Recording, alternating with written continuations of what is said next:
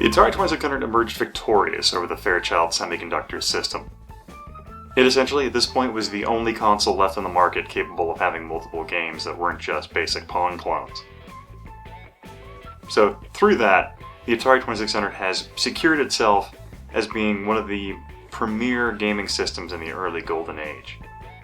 But now, someone mentioned in my last episode that they wanted to see what the best game on the system was, or the best-selling game was. And we're going to do that. So we're going to start with the top 5 games and kind of work our way there. So, thanks for joining me today. Welcome to While You Were Gaming.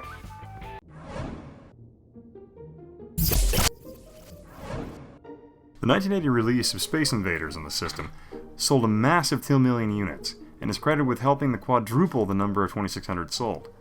Developed by Taito, in 1978, the game enjoyed enormous success as an arcade cabinet. It was no surprise it would enjoy massive success as a home version. This, of course, is me talking in 2020 hindsight. However, the game did insanely well on the console. Fun fact about the game, Space Invaders was developed basically with the game speed gradually increasing. However, because the console's CPU was freed up every time you destroyed more and more alien spacecraft, the game got gradually faster.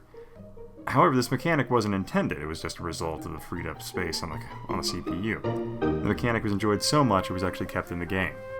The number 4 best-selling game on the Atari 2600 is Missile Command, one of my personal favorites. The game went on to sell 2.5 million units for the Atari 2600, and it was incredibly successful in the arcades. The game strove to pit players against one another in an endless barrage of atomic warfare that seemingly never end. Fun fact about the game's creator, when basically developing the game, began having nightmares more and more often because originally the game had the name of American cities in it that you were defending. So as a result, to kind of free his mind from the stress of atomic destruction, he came up with a rather interesting sci-fi plot to put on top of that.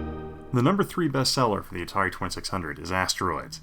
The game released as an arcade cabinet in 1979. Asteroids enjoyed incredible success when it was ported to the Atari 2600 in 1981, when it sold a whopping 3.8 million units for the home console. The high score for Asteroids, interestingly enough, was set by Scott Safran in 1982, and that score stood until 2010, when it was broken during a 58-hour live marathon. Unfortunately, people tried to find Scott and basically tell him about what the events had occurred, but it was sadly discovered that he had actually died in a car accident in 1989. And the number 2 most successful game on the Atari 2600 was Pitfall, published by Activision. It was one of the first games to be that successful on the Atari 2600 to sell just over 4 million units that wasn't an arcade port. What made it even more unique was that Activision was a company that was focusing exclusively on just making games. The number 1 best-selling game on the Atari 2600 is Pac-Man. It tops the charts with a whopping 7 million units sold. The game in the arcade alone made over $2.5 billion in quarters by 1990. It was a juggernaut.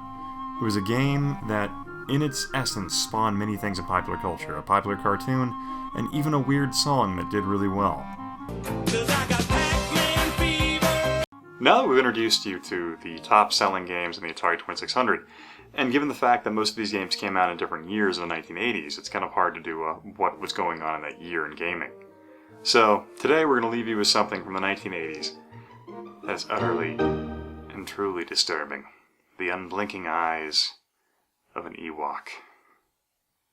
Stare into its soul as it gazes deeply into your mind. Oh, but thank God Luke has added blinking ability later. If you like this content, I highly suggest you check out my website, historicnerd.com. I also highly suggest you check out theconsolexplosion.com. It has a number of other content providers there that generate quite a bit of good work that you might find enjoyable. If you want to say something to me directly, feel free to contact me at historicalnerd on twitter.com. So feel free. Alright, thank you very much for dropping by. Have a great night, evening, or day, whatever it is you're doing. Bye.